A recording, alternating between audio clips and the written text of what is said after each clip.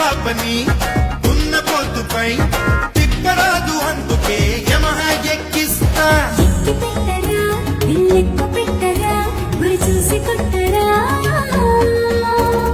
వెట్టి సోకుతో వైతరణి ఒడ్డుపై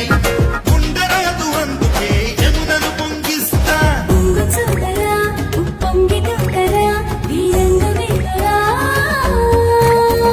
ఉల్లాసంగా యమబీభత్సంగా పోటాపుల్ని చేశామంటే పోయేదేది లేదో అన్నదే తారక మంత్రం